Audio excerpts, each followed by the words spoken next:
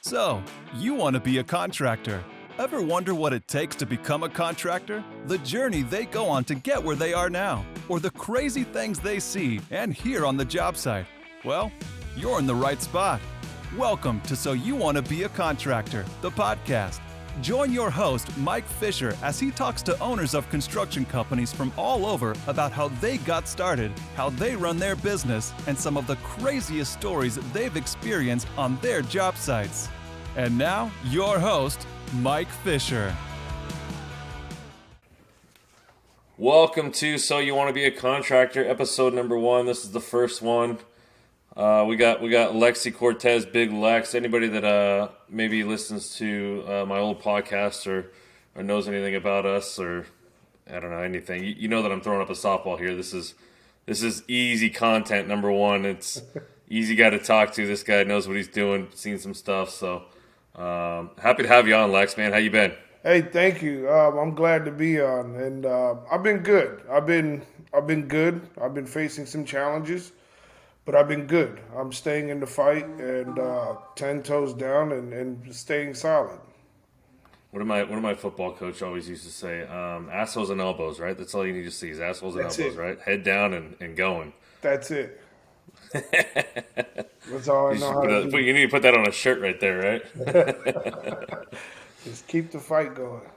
Right. So for those of us or for those that listening that may not know your story or know a little bit about you, let's go through the Reader's Digest version, maybe, Alex. I know that there could be a whole reality show on you, and I think you're actually doing a little bit of one, right?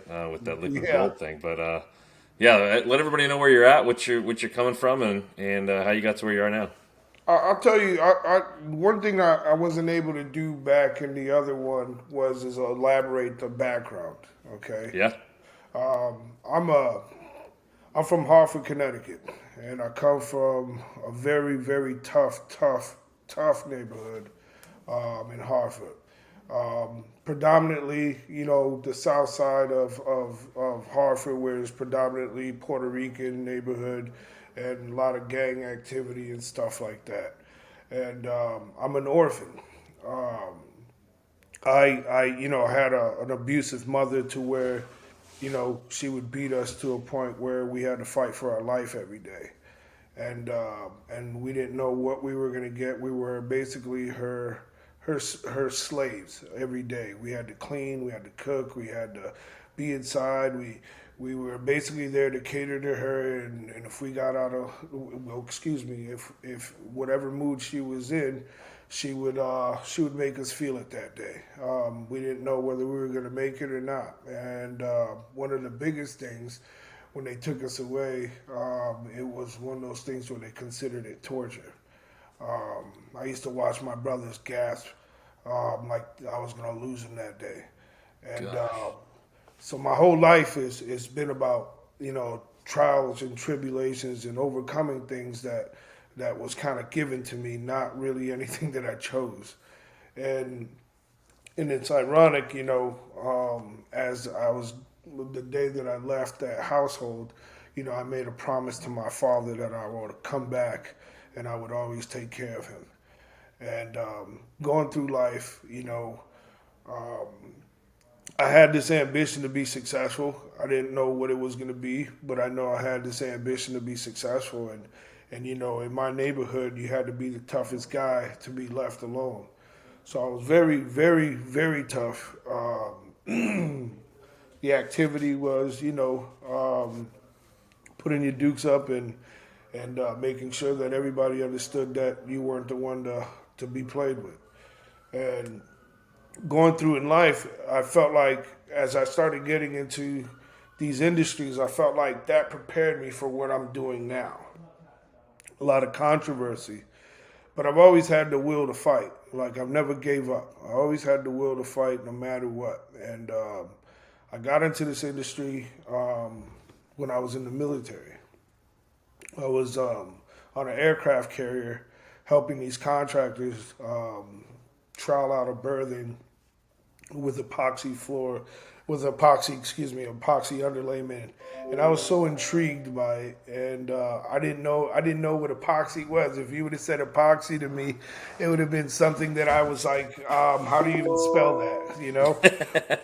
Um, and it was a blessing Well, it was because probably pretty new back then, right? I mean, maybe not new, but newly used kind of as often as it was. right, and Yeah, that was the thing. Back then people weren't doing garages, people weren't right, doing all right, those things, so the exposure of it was very minimal to the right. civilian population. And for me, when I watch these contractors work, and I'm on an aircraft carrier headed to Afghanistan, I'm over here like, wow, how much does these guys make? And I asked the guy, and the guy gave me some obscene number, and I was just intrigued by that. I didn't know exactly what that meant. Like I was like, you mean in a year? He's like, no, in 1 month. I was like, That's oh my piecework, yeah, god, yeah. yeah. So from there, I started a company, and excuse me, not from there. When I came back from deployment, the guy offered me a situation where he would train me and give me piecework, and which is you are your own boss, and he's going to train you for a certain amount of period, and then you get paid per square foot. So I did that. I did it really well, and I went back out on deployment. I came back again, and we picked up right where we left off. The guy was so good. He was like, "Hey man, why don't you? I think you should start your own situation." And Kind of help you get started on your own, yeah. right, and he helped me get started on my own. And from there, I mean, I've done so much in this industry. I've generated a lot of money in this industry, but it always came with challenges. It came with a lot of challenges, and I didn't realize, how hard this industry was. And going through these challenges, it's always one of those things. In construction, it's the weirdest thing. It's once you're doing good, the money problems start, right? It's where you have a partnership, and then once you have a partnership and the money's going really well, then the partner becomes greedy, then money becomes everything, and then you start compromising your ways. And when I was in a partnership, um, and it showed me the ugly of the industry, but it also showed me how what you needed to be in order to have longevity in this Yeah, industry. that mentality you have to commit to. And those things that I still apply, those things that I learned early on was the fight, the will to fight, to constantly fight. And this industry is not forgiving. It's such a small industry that one person says something about you, the whole industry starts believing it because it's so small. And Yep. so one of the biggest things that I always had was work ethic. I always wanted to make sure that I was the best, or that I was striving for to be the best. And I always looked at my competitors and I was like, I'm going to be bigger than them. I'm going to be bigger than them. And one of the things I took very prideful was being independent. I didn't have no investment firms. I see a lot of these people that have investment firms, investment dollars, or their parents helped them, or none of that. You're talking about a guy that, took his dollars and multiplied those dollars and took the profit and ate top ramen while we were building an establishment to make Well, sure that that, yeah, that helps you kind of keep that hunger, right? And right, it's you got nobody to be accountable to other than yourself at that point. You got exactly. nobody to answer to, nobody to be accountable to, and yeah, it's just you and that top ramen. And the great and the grind is real. The grind is one of those things that humbles you. You can do two things. You can get infatuated with a couple dollars, or you can get infatuated with the bigger picture. And for Right. me, I was always able to, whatever I had to do to sacrifice to make sure that I was secure for a long time, I was willing to do. And that's the price you got to pay in order to be successful. But no one Yep. teaches you these things. They teach you these things like a lot of people just teach you like just be an entrepreneur and you live a decent life, and that's I'm like I don't want to live a decent life. And that's kind of what everybody's being taught is living Right. a decent life so you can pay your bills, maybe have some vacation money, send your kids to college. And I don't know if we can swear or anything, but I Oh yeah, mean, for sure. I'm Yep. like, fuck that. That's not what I got Yep. in this shit for. I got Right. in this shit to be successful and Working wealthy. way too hard to be able to just maybe get a vacation every once in a while, right? Right. I Yeah. mean, the 24 hours, the 36 hours, the grind. Because I started every company, uh, um, me personally doing the work and then building off of that, right? Right. And then my admin, I would bid the work, I would estimate the work, I would go do the appointments, I would go install it, I would go do everything, and then I would build people to replace me in those areas. And one of the biggest things was this: nobody tells you how hard this is. No one tells you, like, hey, in order for you to separate yourself from that $1 to $3 million guy, you have to build the infrastructure, and the infrastructure has to be done properly. Yep.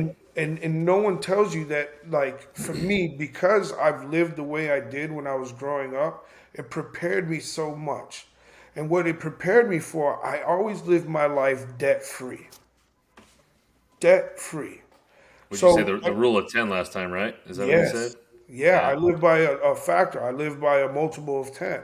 If I can't buy 10 of them, I don't want anything.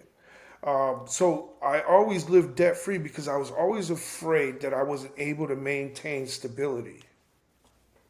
So one of the biggest things, I took my profit, and then from my profit, I bought a machine, cash. I didn't, no payments, no done. Hey, you can pay me in Right. 12 months. No, I don't know what 12 months looks like. Right. Right. So I'd buy a company truck, I'd pay that cash. I'd buy another machine, I'd pay that cash.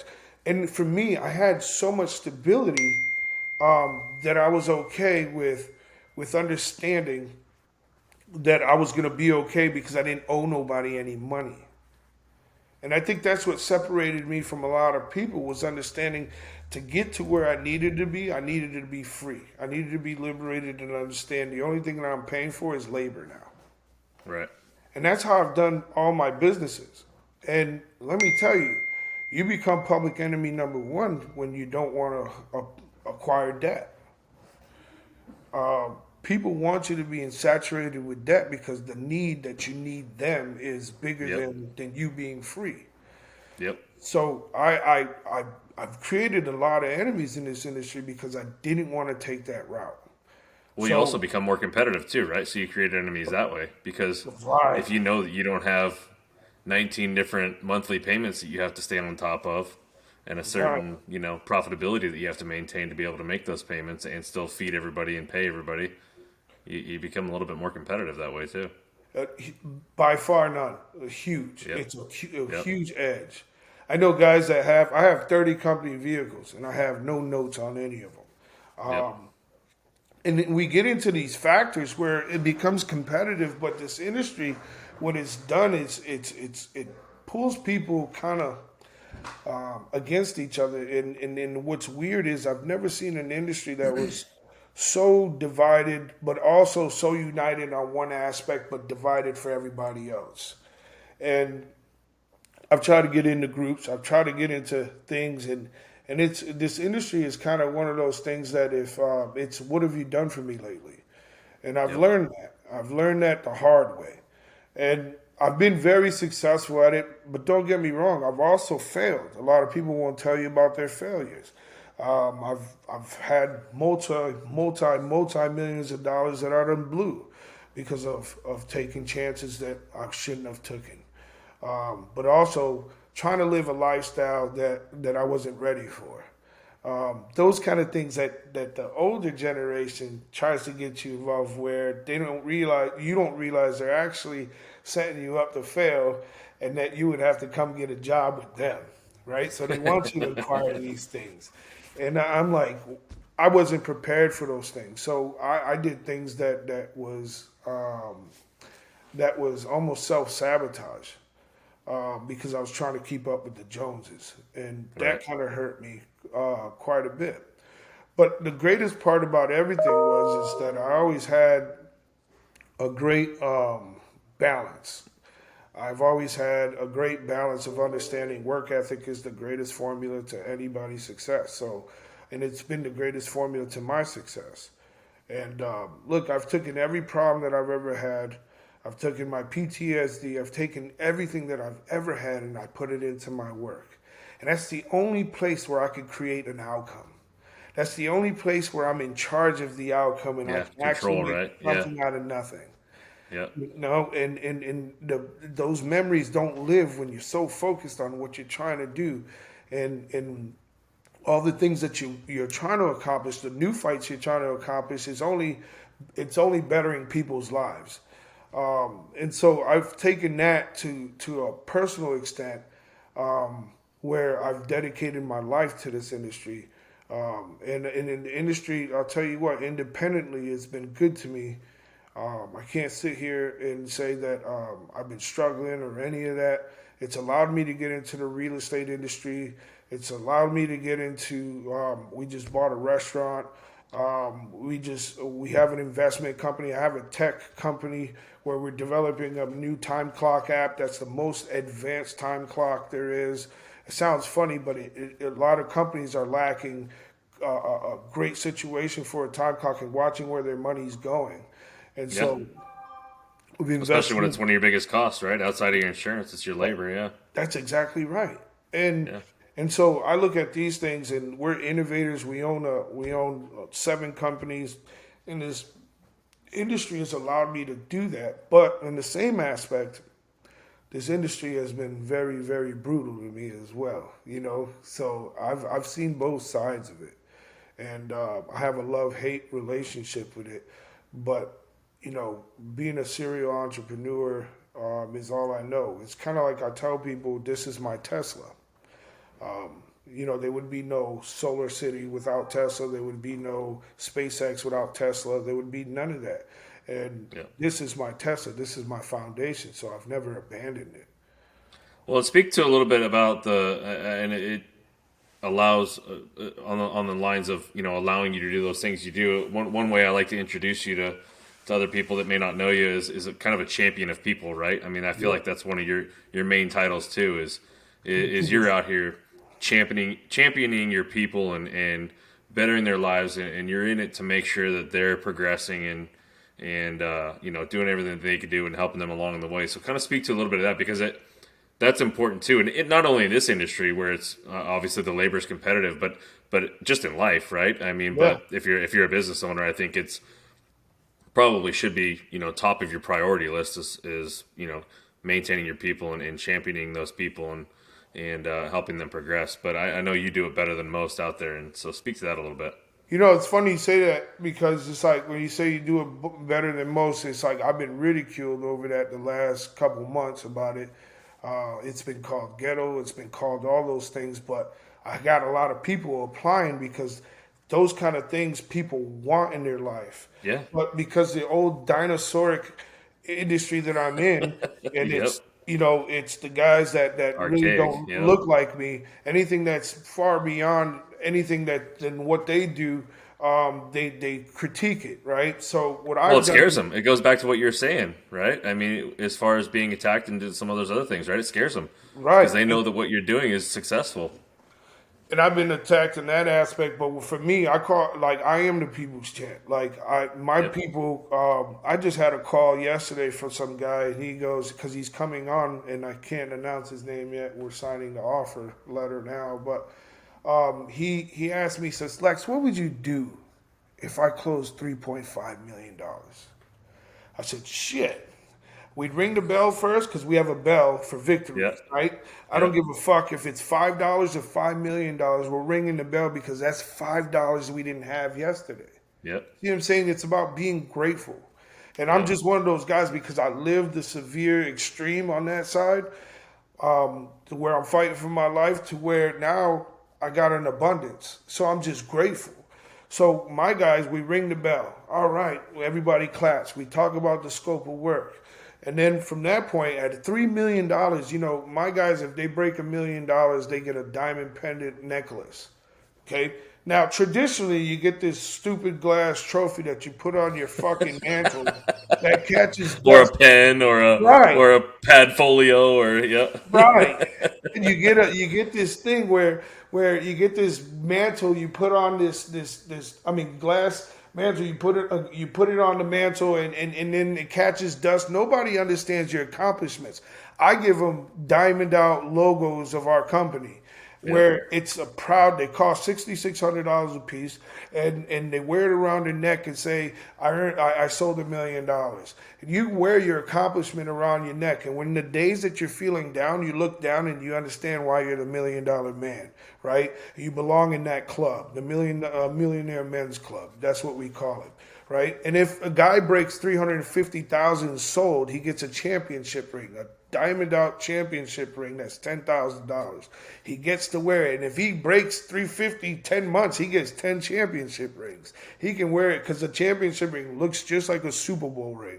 It's That's huge. awesome. It's got the month, the year, and it's got the DTI logo on it, and it's in diamonds, VVS diamonds, and it's really heavy, 79 grams for a ring, right? And I want them to wear that with pride, because I'm like, you did something not a lot of people can do. It's easier from the outside understanding, it's easier from the outside judging, 350, what's 350? Well, come in my industry, see what 350 looks Right. like in a month. You know what I Yep. mean? And Yep. so we got guys winning those. And then I told the gentleman, I said, $3 million. You get, if you sell $3 million in my company, okay, at 36 margins, you get a free Mercedes Benz with the title at the end of the year, with the keys ready to be given to you. That's what it is. Like right now, we're having a competition. Who breaks 350 for the month of December? However many people break the 350 in the month of December, I give them 10,000 cash. That's not even including their commissions. That's not including their salary. It's just, here you go, here you go, here you go. The month of November was 2,500 for whoever breaks 150, because those are our slowest months. Yeah. So, I try to incentivize the guys. We've done trips. I've rented mansions with a chef that takes care of them the whole weekend. I've done everything above and beyond to make sure that the people know that the company's invested. And what kind of revenue are you doing in a year? We're probably, all the companies together, about 25 million. See, and that's all you need to show, right? That's That's all. it. That's the proof. That's the proof in the pudding, right? Right. If you were turning around and you were doing a couple $1 million a year, and you're trying to do all this stuff for all your guys, and maybe it's not working, or you're going above and beyond when you don't really have the means. But I mean, it's obviously working, right? Yes. Like there's not many any businesses out there doing that level of revenue at any industry at all. And what the crazy part is what I've realized is I get, like, some of my competitors, right? They call it ghetto, right? Oh, you want a ring? You want ghetto? And I go, well, listen here, asshole. I didn't see you say that to the guy Tom Brady when he won a Right, championship. right. Why is it ghetto when a guy like me introduces that and it's not your idea? And that's the biggest thing is, for me, like, I wish that this industry would take care of more of its employees. I pay above scale. I don't go what the medium is. I don't do the Yep. 3 to 6% increases. I do based off what I feel your worth is. And if it's Performance. worth Yep. 20% increase, or if it's worth whatever we value it at, you're gonna get that, because I know I'm gonna get it back. But what selfishly has happened is, like, for example, if a person's with me 5 years, okay, this is a fact. If a person's with me 5 years, they win 1% ownership of the company. My goal is to give away 49% of my companies, so I don't have to be involved with it any longer. Right. And Right. they can push me off to the side, and they Well, can it be creates that out. level of ownership too, right? Right. Now they're accountable not just to themselves and their family, but to the rest of the owners, you, right? Like they've got a level of accountability and ownership in that company, and are obviously, doing the same thing that you would be doing, right? Right, and the crazy part is, it's like, what's intriguing to me is that old model doesn't work anymore. It does Well, and, not and work. if we're being honest, it probably created the labor shortages everybody bitches about now, right? That's I exactly right. mean, everybody bitches about the labor shortage, but if we all look in the mirror, and if this industry looks in the mirror, it's something that was created by the industry itself, right? By those people out there hiring people at the minimum wage, getting rid of them when they're slow, putting a stigma on the industry that isn't sexy, isn't something that somebody wants to come do. And if we flip it, and I don't know, I haven't talked to you about this specifically, but I'd be willing to bet you probably don't have an issue with hiring or maintaining, or you're probably not struggling to get by week to week because you're short on labor. If I'm willing to guess. Right. No, I don't have that issue. My guys, so my field guys, what's beautiful about it, if they don't work, because we have failed them, we have failed to keep the calendar. And that's full. exactly the mentality it should be, right? Like you have failed your employees by not providing enough work. Yeah. Listen, if a man goes to work, okay, if a man goes to work and he sacrifices 10 years of his life and is giving it to you, you owe him something. I don't give a fuck what anybody says. You owe him something. For me, if my guys don't work, because I had the beauty of being a Marine, right, and understanding that no man should be left behind, we have a policy called No Man Left Behind. If we have a lack of work because of our negligence and because we didn't work hard enough, they get 20 hours no matter what. They get paid for 20 hours. Every man should be able to bring home a check. Okay, he laces his boots up in the morning and he kisses his kids and his wife goodbye, and there's a sacrifice there. Imagine coming home at the end of the week or staying home the whole week saying, honey, I ain't got a check this week. How do you look at your wife and kids in the face and look at your employee in the face and say, hey, you got to go home without a check? Yep. And you got that in the bank. Like, that shit bothers me. So for me, I'm constantly hiring sales. So that way we never have to experience. I'd rather experience an abundance than not having an abundance. So, And then the finishers here, if the finishers have no work, they get paid 40. So everybody, when it was COVID, I watched the most hideous shit ever happen in my life. I watched everybody try to save their wallets. That's what I watched.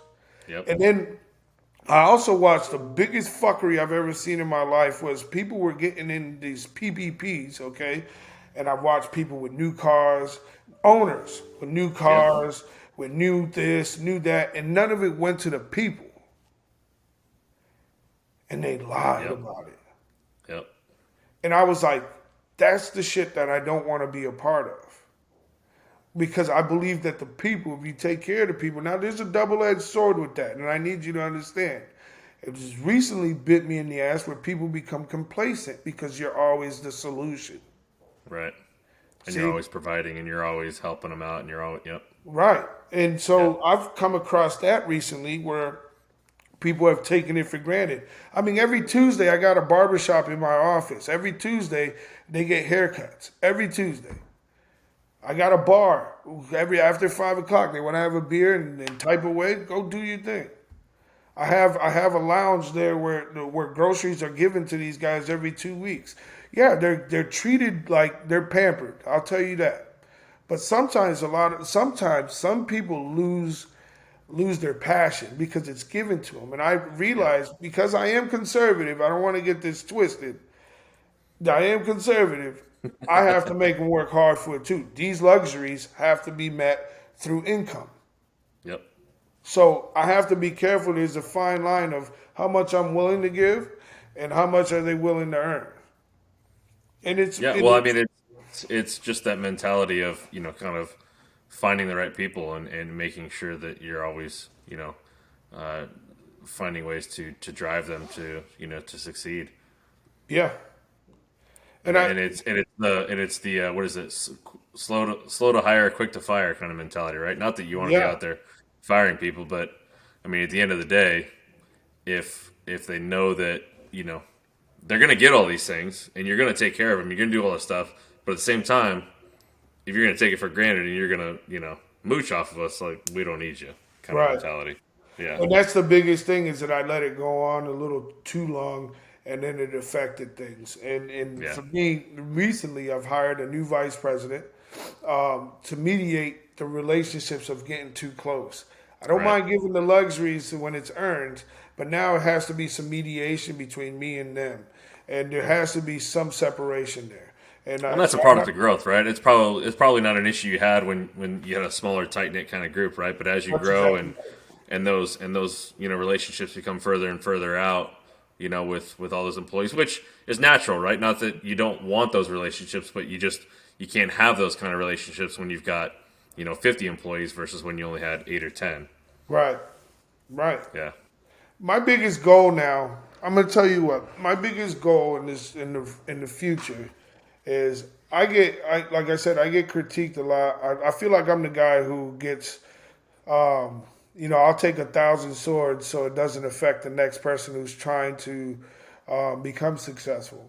Like, because I do the things that the traditional guys don't, right? The traditional guys, they're going to drive their F-150, their F-250. I'm going to drive around my Rolls Royce. This is just who I am. You know what I mean? Like, I'm just a little different when it comes to stuff like Probably get a that. little shade thrown your way for it too. Oh man, I get fucking criticized every fucking day. I'm gonna drive around in a Lamborghini. I got 16 cars. I earned that shit. So Yep. for me, like I look at things and It's a sense of pride, man. yeah, we don't all have to be the same, but I get critiqued more than you would ever understand because I don't fit the mold. I don't fit the mold, and that doesn't allow me to get into certain doors. And so if I'm going to be the champ of something, I'm going to be the champ of my people at least, and let them know that I'm willing to fight for it. So I've always had great pride in understanding my abilities, but also understanding in the people that I hire and how we train them and how we want them to be successful. So my biggest thing is I mean, this industry is pretty harsh, man. But you got to be able to stand and fight back, and that's where I'm at in life now. Is like I Yeah. can't let you have that. You can't get in the way of my growth. But my biggest contribution is not even done yet. My contribution is I want to do a wealth summit, okay? Because I'm watching. There's a lot of things that I'm watching. I'm watching like, for example. I was doing business with this general contractor, and I'm watching this general contractor, and I look at the name, and I see the name, and I see his business card, and I'm like, oh, so you're the owner of this company? He's like, no, that was my grandfather's. I'm like, wow. So you got it passed down from your grandfather to your father to this, and when you look at like as far as the Latin culture, when we're opening up our businesses, we're really the technicians. We were never really the owners. Right.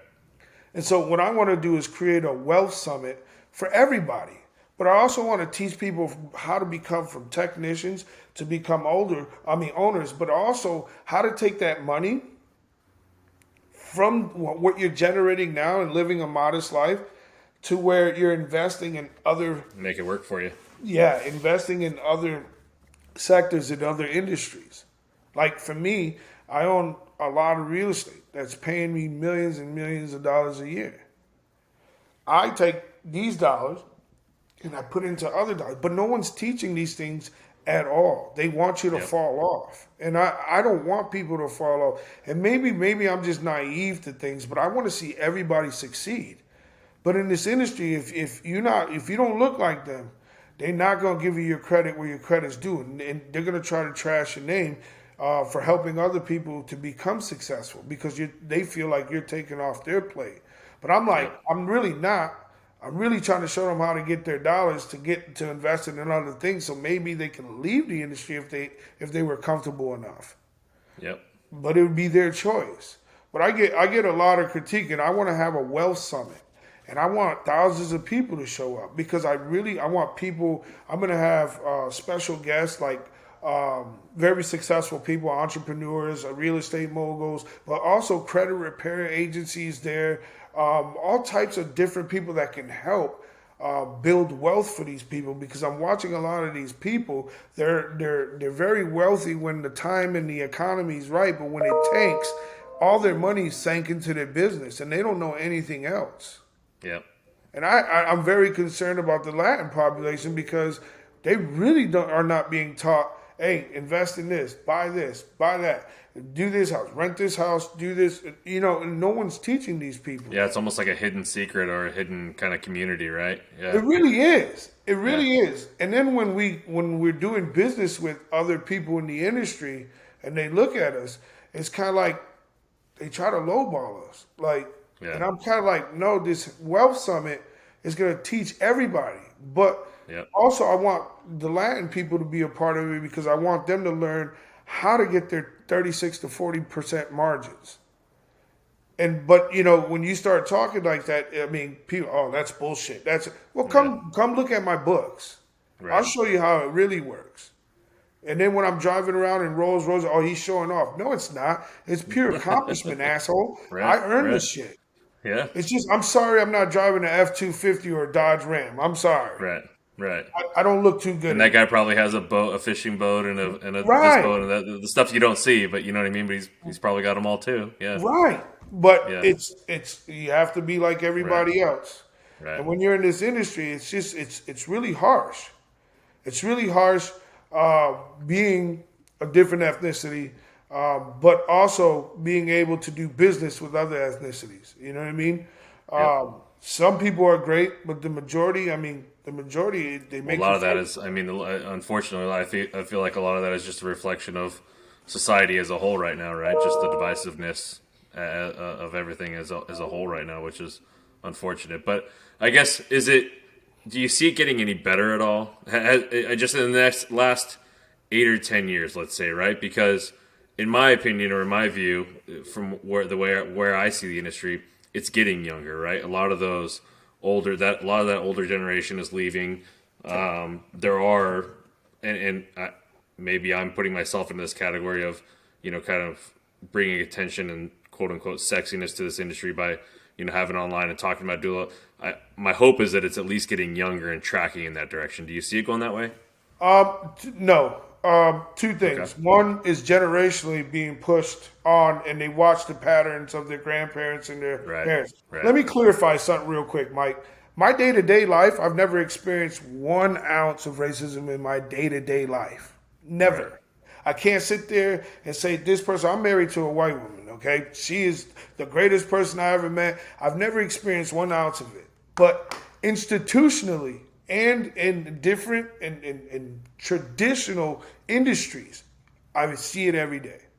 Yep. There's a difference. Now, when you see these guys passing these companies down, you have to understand that they watch the patterns, how their grandparents hired people, how they trained people, and why they look like him, and why all of them. When you start looking at it, they all look the same, right? And they follow those patterns because those patterns were very successful. Right. In this new generation, you have to understand that articulation is one of those things that it's like a foreign substance now. It's like you can't get a kid to elaborate or want to go above and beyond, and it's actually tarnishing these things because the older generation now knows that the new generation is incompetent. That nobody wants to be a blue collar worker. Let's be real. Nope. And the blue Yep. collar workers is where the money's at right now. Yeah. The trades, they're paying $65 an hour, $55 an hour. These kids want to be computer people. I got I more mean, how many guys guys do here. you have under 30 that have made six figures? How many guys under 30? I had a 22-year-old that was making 106,000. I have Yeah. a kid right now that's 8. He's With 22. with probably no school debt either, right? I mean, None, like none, exactly. none. I got a kid right now. Whereas you He's come out of a 4-year, 5-year institution with a degree and you're making in 60 debt, grand a year. Yeah. in debt, Making in 60 grand a debt. year and you owe 100 grand. Yep. Right. And here's the Yeah. thing: it's like I'm watching these things, and I'm like, this is where society's a little messed up, and we're forcing our kids to understand that they have to go to college in order for you to make good money. And you got to go to college. My son just graduated, and I said, "Son, can you do me a favor?" He goes, "Yeah, Dad. Graduated a year early. God bless." And I go, "Can you take a year off? Go get a job. Go get 50 jobs. And I need you to travel 4 times this year. And I don't care what it is that you get, what you do, or what you want to do, or whatever. I need you to have experience. Just Yep. in case when you go to school, just in case you want to go to school and it doesn't work out, that you know what that world looks like." I need you to be able to understand that when they lay off over in Facebook, that you're going to be okay to go do construction tomorrow. Yep. And whatever you choose to do, son, I want you to be the best at it. But I want you to have experience before you commit to something that you're not even going to fucking like in 4 years from now. That's so true. You know Or what I mean? spend 4 or 5 years of your life and then come out doing something totally opposite because you couldn't get a job doing that. Right. I mean, it's, yeah. And when you look at the statistics, and I really need people to understand statistics, and I hope that you get a lot of followers because you do an amazing job. But Thanks, here's the appreciate it. statistics: out of 37 million businesses, okay, 37 million businesses, over 90% of them don't make $1 million a year. Yeah. So when you're doing this Which is, yeah. entrepreneurship, you got to understand what you're doing it for. Yep. And people are like, you should be your own boss. That's the other thing that I'm hearing is you should be your own boss. You know the risk of being your own boss, and we're teaching our kids so messed up, like be your own boss. You shouldn't be paying this guy this and doing this.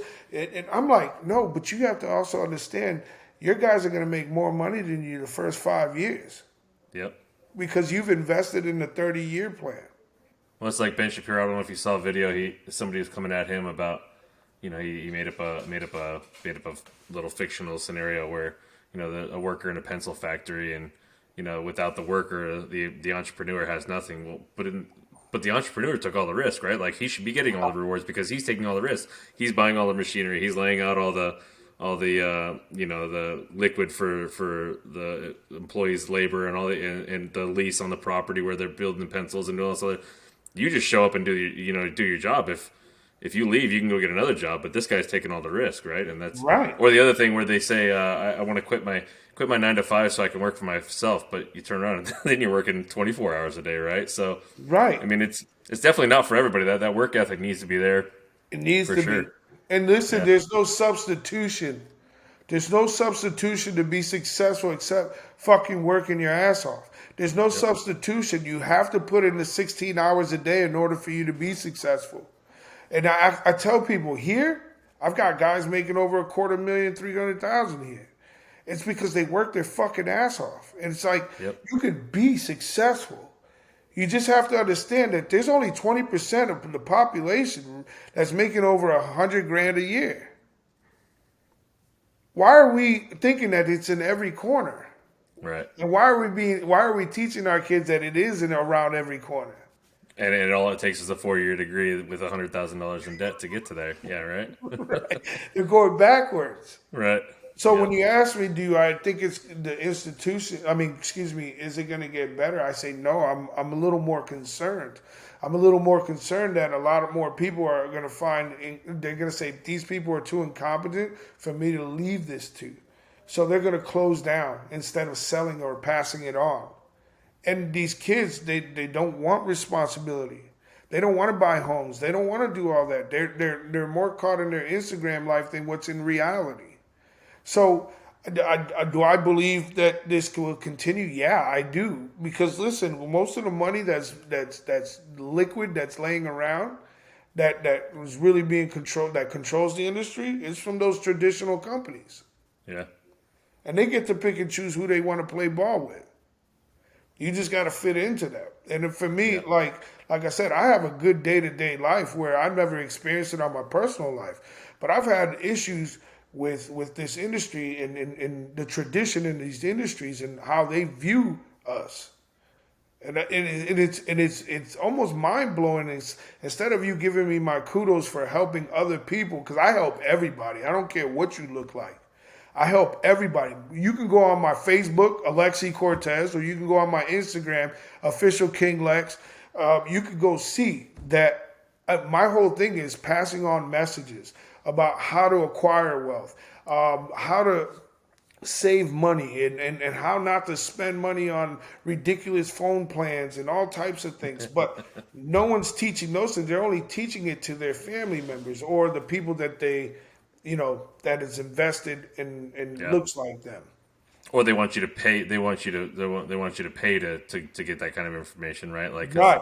They're doing it for a profit. Yeah. And so back to that wealth summit, I feel like I was going to ask you kind of how do we fix it, but I think you've got the plan, right? Or you've got your idea of what a plan would be. And I know it's kind of geared towards the Latin community because that's where you come from and that's what you've seen. But I mean, I feel like it's for everybody, right? I mean, it's for anybody, everybody. right? Like It's for everybody. that mentality is something that needs to be, and not necessarily mentality, but that work ethic and that knowledge base of how to get there is something that, like you said, is lacking in that age group for sure. Right, and for me, it's like the Wealth Summit. Listen, I help everybody. I don't care what you look like. I'm not like these traditionalists. I'm Lex. I'm the most modern businessman there is, and still holds a value in being conservative because I balance budgets. I do good things. I have God in my heart. All those things, right? I want to see people do really well. I'd rather see you make the money than this crazy government making the money. I want to see you do well. I want to see you pass on these things to your children. It doesn't matter what you look like, as long as you have the work ethic. And I honestly feel that a lot of people robbed me of a lot of knowledge because they didn't want me to win. And I had to learn through these things to be successful. But now that I have it, what do I do with it? Do I keep hoarding it? Or do I do the Grant Cardone thing and be like, hey, invest in me and I'll give you a return? Right, exactly, yeah. Or do I show you how to go get it yourself and you can make millions of dollars on passive income? Listen, every month on passive income, Mike, $504,000 in my mailbox every month. This is facts. Yeah. $504,000. I go to the mailbox in my fucking drawers, okay? Flip-flops, drawers, bathrobe. That check is there. $504,000. Then I take that, put it in the bank. That's if I have the energy to do that. I go put it in the bank. And then, carry on. Now I'm moving on to other things. But I would love to see those barriers broken where these people are holding all the liquid while we're getting the scraps. Yeah. Well, and a lot of people think that that's a level of wealth or income that can only be achieved by an elite that takes a special knowledge base and a special skill set and all these other things. But there is obviously knowledge and all those things that come to it. But anyone can do it, right? It's attainable. You just, like you said, you got to work. You got to work, and you got to know how to do it, and you got to have the confidence to do it. And back to that kind of what you're planning on doing there, that wealth summit. I mean, I think that's huge. Right, helping everybody out there. Yeah, anybody can do it. Anybody can do it. And then this is the biggest thing for me, Mike, is my legacy is going to be surrounded in the people. My kids are set. That's cool. How much more money does a person want? I don't ever have to work again. So how much money does a person want? So I put my legacy in my people, because I teach them. I teach them how to acquire their own wealth. And wherever they're comfortable at, I don't know what they're comfortable at. I just teach them how to become debt-free and how to acquire new wealth. So, for me, I feel like when we talk about our people, our industry, it goes complete opposite of what they want you. They want you to be in debt, so you have to go to work. I don't want you to come into this fucking building unless you want to be here. Yep. Okay? And then they don't teach their people anything because now they're afraid of HR. Are we getting their personal business? Are we not? Listen, you come to me. Hey, or afraid of competition too, right? So many guys don't want to help their guys out because they're afraid that they're going to turn around and become competition. But and it's cool because that's a balance for me. I've had guys here that's just outgrown the situation. I can't give them no more money. They've already capped out where they're doing 200. How much more can I give you? So I'm like, hey, let me show you something. I'm going to show you how to start your own business. I'll help you build your infrastructure. And then when I need help subcontracting some projects, will you help me? Yeah. Okay. Yep. Well, I'll give you $50,000 to start up. And I'll help you do whatever. I've done that in so many occasions. I don't make them competition. I make them, they help me. They help me when I need it. I can't get every job out there. Well, and you're also creating more companies like you, right? So even if it is competition, it's still better in the industry in your eyes, right? Because you're creating more companies like you and kind of perpetuating that mentality and that mindset and that taking care of people. Because the thought process is, and the hope is that that guy turns around and treats his people the same way you do, because that's the way he's been seen and taught, and Yeah. is able to kind of create his own kind of legacy. And that's the crazy part. When you see this industry, I can tell you so many people, so many companies, whether it's general contracting, epoxy, whether it's polishing, whether it's carpentry, whatever, how many people have paid me a ton of money to restructure their company and how well they're doing now. But when you come in public, they won't even say your name. Because for some reason it's not cool to have help. Right. You know what I mean? So for me, like, I want to do it the right way. If you've outgrown my situation, let me help you get into your own situation. Because it might not work for you. You might realize, I don't want all this responsibility. I was happy doing the quarter It was less. easier working 8 to 5, right? Yeah. And that's the thing, is you don't know how it's going to work. But why create an enemy, when I can create an alliance? Yep. I can't do every job. Let's trade work. Yeah. And I wish it was more like that. I wish the industry was a lot more like that. I believe that it can be. But I think these well summits, think about what happens in the construction industry. What does the construction industry really have for its people? They don't do shit. They Not drink much. beer. Yeah, you got 8 hours of work a day if you're lucky, and that's about it. Yeah. Why can't the construction industry treat its people like the tech industry? Yeah. That's There's all what I'm those more offices caught at up on. Google and all this kind of stuff, and I mean, like, kind of what you're doing, right? I mean, Right. yeah, Right. it's And a those mindset, it's a dingbats don't mentality, even do shit. right? You know what I mean? Like, these guys Yeah, really work their ass off. Like, my guys, they get off work, they want to have a beer, they go to the lounge, they go have a beer. Hey, watch some TV, have a beer. You just worked all day. Like, those are the things that I wanna promote. You know what I mean? And I think through these wealth summits, it's gonna happen December of next year. We're gonna start blasting it out December of next year, and I want to have hosts there. I'm gonna have some big names there, very successful people, artists, little concert, all those kind of things. And I want people to learn how to invest their dollars, not just in their industry. Once you get to a point where you have a good cash flow, now let's start taking those dollars elsewhere. yep. Invest it in other things. Put it in the Like you real say, estate. make Put them it work in for you, and that passive yeah. income. Yeah, yeah, So that's where I'm headed in my life right now. yeah.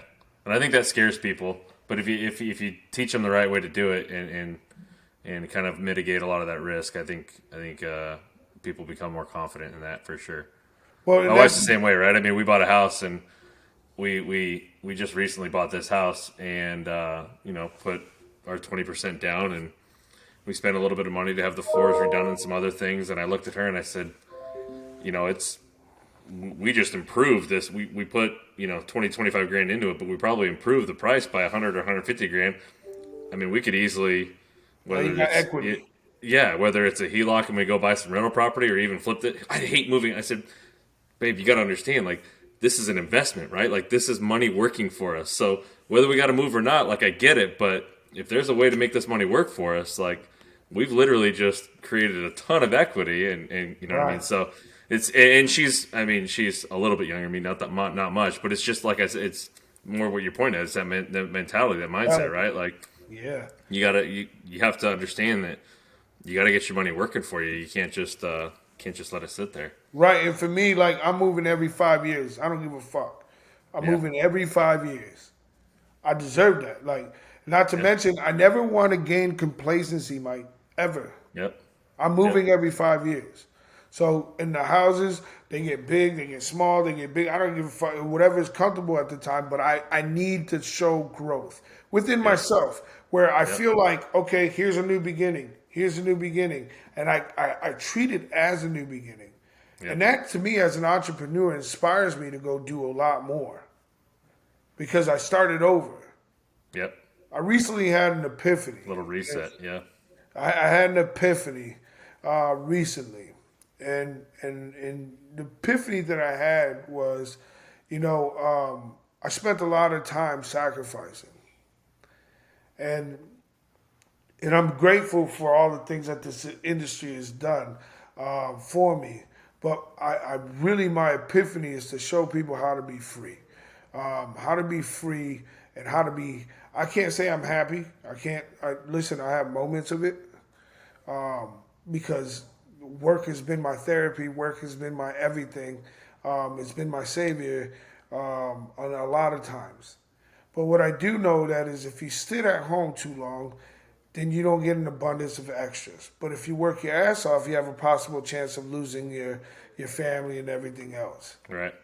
So that's why I'm grateful that I have the wife that I have, right? That allows me to work 100 hours a week. But I'm also, everybody doesn't have a wife like that. That's why it's important for them to understand how to invest their dollars elsewhere so they don't have to jeopardize their family for success. Yep. So I had an epiphany, and my epiphany was, let me show people. Let me show people how to acquire wealth. They don't have to pay me shit. It's not one of those things that I'm looking forward to make a profit off of. I'm giving these people because I was a boy from Southside that had nothing, an orphan that turned every company into multi-million dollars with a great net worth. So how can I show other people who already had a jump start on me, how can I show them to surpass what I've ever done? And I know the formula. So why not give it to the people? So that's where my legacy is going to be at, and that's where That's I awesome, wanted man. to be at. Lex has always been that guy to give me the straight up advice of what was best for me, not for anybody else. You know what I mean? And that's what I want to be known for. I don't give a shit Well, I hope about. everybody listening obviously gets a chance to follow you, and actually, I know you kind of mentioned a little bit, but let people know where to follow you, how to get a hold of you, and before obviously looking forward to next December. If there's anything you need from me, please reach out. I'm happy to help where I can, and we want to make sure we get all that information out there for you. I appreciate it. Thank you. And you can follow me at Official King Lex, KINGLEX, Official King Lex. And let me tell you, you'll see every part of me. You'll see the good part, you'll see the imperfections, but you'll get the real me. You'll never get nothing that's not me. And it might not be your taste, and that's okay, but it's perspective, right? And then Facebook, it's Alexi Cortez, ALEXI Mike, it's been a pleasure. No, man, it's been awesome. I can't wait to link up with you. We still got to link up. Yeah, for sure. When so the new company I'm with actually is out of the Bay Area. So when I get back up there, we need to hang out for sure. Yes, sir. Well, but as soon as I started thinking about doing this again, I knew that I wanted you on for episode number 1, man. So I appreciate you making this work. And no, it's been awesome. And we didn't even bring it up. It's DTI, Diverse Technology Industrial. You got coatings, you got equipment, you guys got all this stuff, right? So we have a coatings and supply store. Yep. We have a polishing company, concrete polish. We have an epoxy flooring company. We have an investment group that buys companies under distress and fixes them and sells them. We have a property company. We have an energy drink company, which is actually doing really well. That stuff. You need to start distributing it down here, man. We're working on some Orange County stores. This COVID kind of put a damper on it. Anybody wants the energy drink, it's www.liquidgoldenergydrink.com, and I promise you, it's better than the competitors. And we right now we're opening up a restaurant in Hartford, Connecticut. What kind of food you guys doing? Huh? What kind of food are you guys doing? Puerto Rican. Oh, I mean, why would you not? Amazing. It's amazing. Yeah. So we have a lot of ventures going on, and we own a tech company. We're coming out with an app called Diverse Time Clock. It should be in your app store by January 1st. No shit, that quick? Yep. Hell yeah, man. Yeah. Is it specifically for the construction industry, or is it okay? Yep, It's specifically for construction industry. I mean, it's the most advanced, technologically advanced. Did you talk to your insurance guy to make sure that it's going to be good for audits, for work comp audits? Because you know that those are fun. Yeah, and the cool part is also going to be great for DOT audits. It does its own DOT log for you every day. Wow. It's going to be awesome, great. Man. And I'm super excited. Very cool, man. We'll make sure I'll link up with you and get all these links so that we can get them all in the description so people know where to go. But we got to do part 2. I feel like Yes. this is never enough time. But Invite when me. I'm ready. Yeah, when we link up again, we'll make sure we do part 2. We'll run it back, and I'm sure we got some more stuff to talk about at some point. But Lex, man, it's been awesome. I Likewise. appreciate it. Thanks for being episode number 1 here, and hopefully we can get this thing taken off, and look forward to following you guys and keeping in touch, man. Hey, thank you. And, thank you for the opportunity, and God bless America, man. I thank you so much. Thank you, Lex. Appreciate you, man. All right, bud. Have a good one. Talk to you later. Hey, thanks for listening. If you had a good time, be sure to hit that subscribe button to get all the latest episodes. And if you had a really good time, leave a review to let us know what you thought. Until then, go gather some crazy stories on your job sites, and we'll see you next time on So, You Want to Be a Contractor.